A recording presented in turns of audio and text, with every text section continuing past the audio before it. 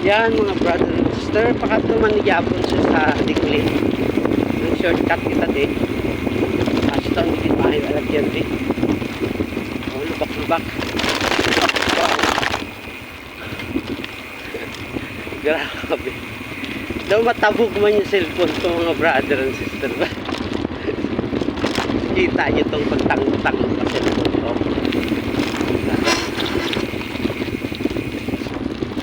Ayan, taklado na. Taklado. Pero gamay lang. Hindi mo itama ka. Lawig.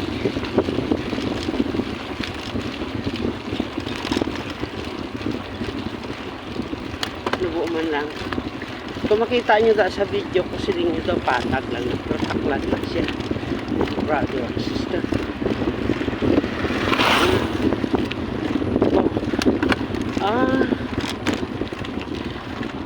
Dori peron guro nila din karsada kayo. Pinapangbuo-buuan na nila.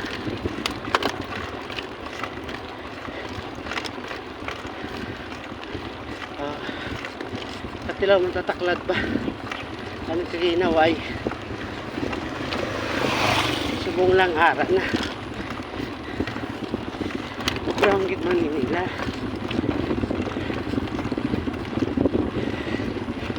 Ano nilang ano? Mga ano bako yan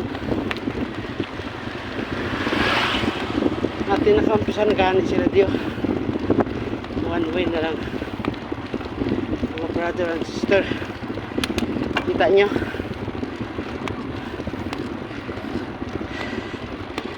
susunod ang agin adi kumana ni Goro.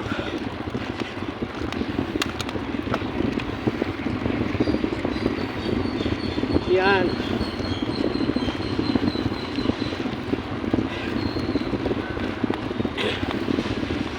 Yan mga brother and sister.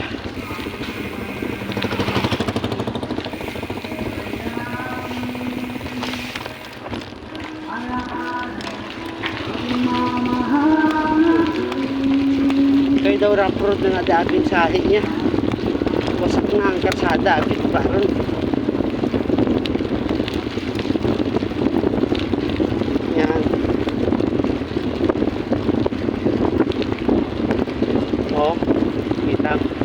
Dari gani yung pihak sa pihak okay na. Pero ay pa nila napagyan. Katatapos ng guro nila ng simento. Ano pa hindi pa pagyan ay base mabuka pa. Yan. Yan mga brother and sister. Diretso ang salakyan. Tanghawaran. Tanghawaran.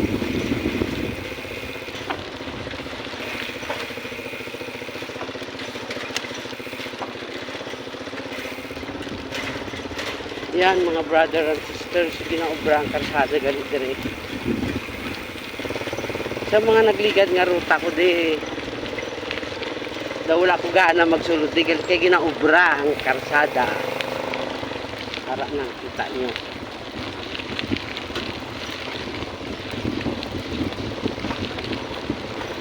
sa pihak okay na pero hindi pa kompleto utod-utod ginamatamat ng nila mga brother at sister.